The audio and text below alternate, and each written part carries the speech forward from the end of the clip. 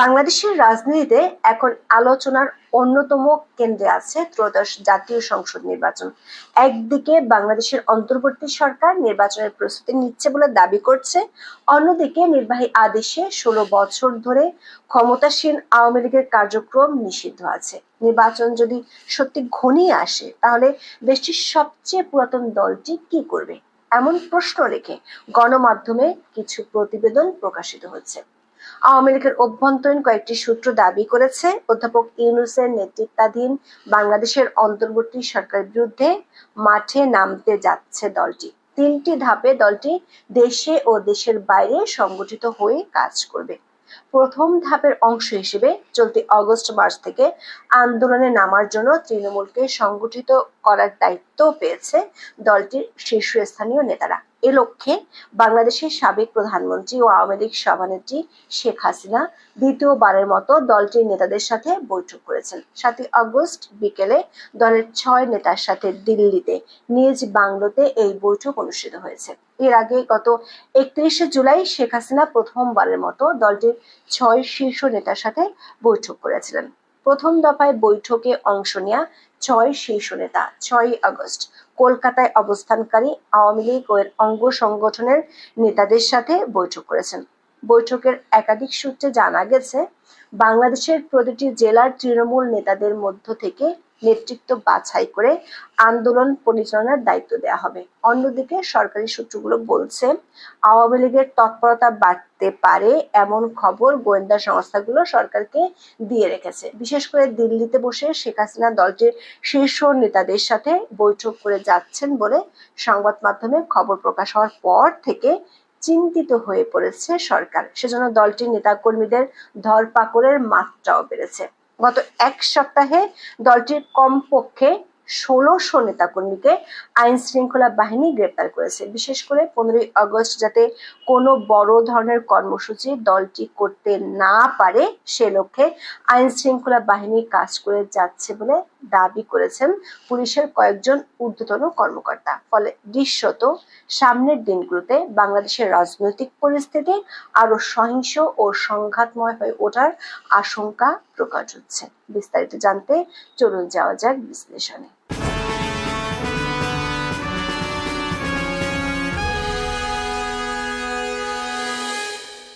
আওয়ামী লীগের ক্ষমতা হারানো আর শেখ হাসিনার দিল্লিতে অবস্থানের ১ বছর হয়ে গেল। শেখ হাসিনা ছাড়াও দলটির সাবেক মন্ত্রী, সাংসদ ও ক্ষমতাধর নেতাদের অনেকেই দেশের বাইরে আছেন। ডেভিল হান্ট সহ কমপক্ষে ২টি বড় অভিযানে দলটির অনেক নেতা কর্মীকে সরকার গ্রেপ্তার করেছে। মব সন্ত্রাসের মাধ্যমে বহু নেতা কর্মীর বাড়িঘর জ্বালিয়ে দেওয়া হয়েছে। বাংলাদেশের অন্তর্বর্তী সরকারের পক্ষ থেকে অবশ্য দাবি করা হয়েছে, আওয়ামী লীগের উপর ক্ষুব্ধ হয়ে মানুষ এসব করেছে। গ্রেপ্তার ও নিপীড়ন এড়াতে বহু নেতাকর্মী দেশের মধ্যে পালিয়ে আছেন।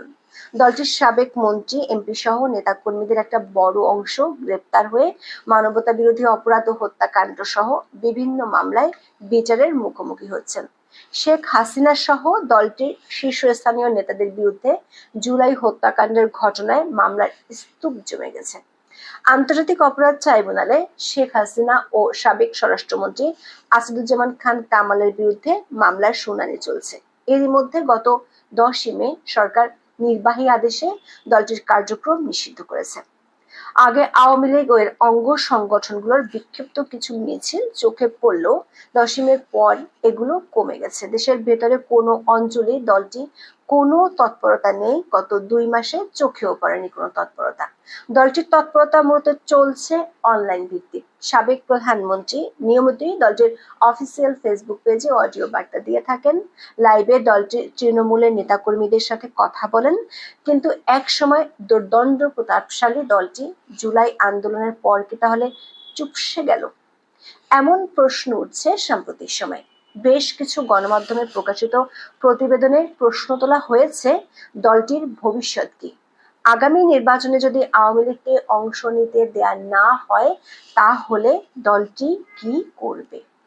এরই মধ্যে গণমাধ্যমের খবর হলো, গত ৩১শে জুলাই শেখ হাসিনা দলের ৬ শীর্ষ নেতাকে দিল্লিতে ডেকে পাঠিয়েছিলেন। এই ৬ জনই বর্তমানে ভারতে আছেন। তাদের সাথে ওই দিন ৪.৫ ঘন্টা বৈঠকের পর বেশ কিছু নির্দেশনা দিয়েছেন।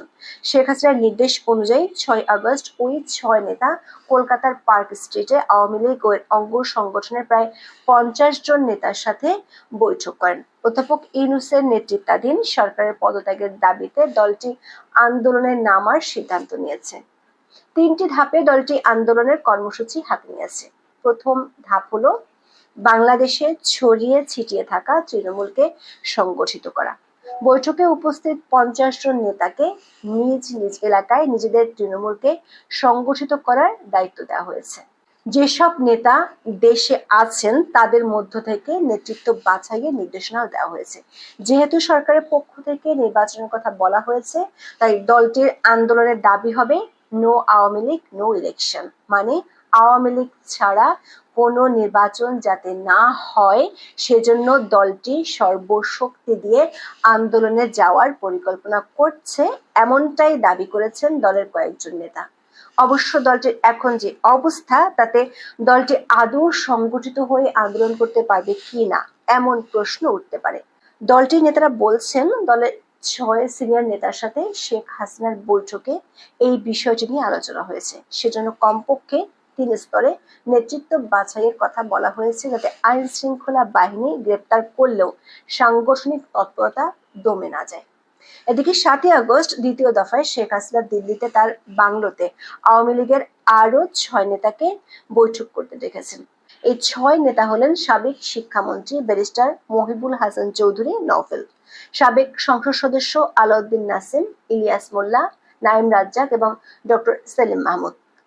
আগের বৈঠকের মতোই এ বৈঠকে সাবেক প্রধানমন্ত্রী শেখ হাসিনা এই 6 নেতাকেও বর্তমান পরিস্থিতিতে করণীয় সম্পর্কে বেশ কিছু নির্দেশনা দিয়েছেন।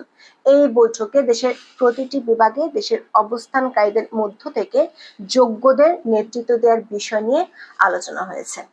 বিবিসি বাংলার এক খবরে বলা হয়েছে, আওয়ামী লীগ গত বছর আগস্টে সরকারের পতনের ঘটনাকে ষড়যন্ত্র তত্ত্ব হিসেবে প্রতিষ্ঠার কৌশল নিয়ে ঘুরে দাঁড়াতে চাইছে। দলটির বক্তব্য হচ্ছে, দেশি বিদেশি ষড়যন্ত্রে শেখ হাসিনার সরকারকে উৎখাত করা হয়েছে। গত 1 বছরে দলটির বেশিরভাগ নেতাকর্মীর যোগাযোগ মূলত অনলাইনে, বিশেষ করে টেলিগ্রাম চ্যানেলে। ফলে দলটির নেতাকর্মীদের মধ্যে আস্থার সংকট দেখা দিয়েছে। দলের অনেকেই মনে করেন 76 বছরের আওয়ামী লীগ এবার সবচেয়ে বেশি সংকটে পড়েছে। দলের নেতাকর্মীদের চাঙ্গা করতে তৃণমূলের যোগাযোগ বাড়ানোর পাশাপাশি আন্তর্জাতিক ক্ষেত্রে যোগাযোগ বাড়াচ্ছে দলটি। দলটির পক্ষ থেকে আন্তর্জাতিক সংস্থা ও দেশগুলোর কাছে বার্তা পৌঁছে দিতে চায় যে গত বছরের জুলাই আগস্টে দলটির বিরুদ্ধে দেশি বিদেশি ষড়যন্ত্র হয়েছিল। এজন্য শেখ হাসিনা দলের কয়েকজন সিনিয়র নেতাকে দায়িত্ব দিয়েছেন। তৃতীয় ধাপে দলের নেতা কর্মীদের চাঙ্গা করতে শিগগিরই শেখ হাসিনা ভিডিও বার্তা দিতে পারেন বলে দাবি করেছেন দলটির কয়েকজন নেতা।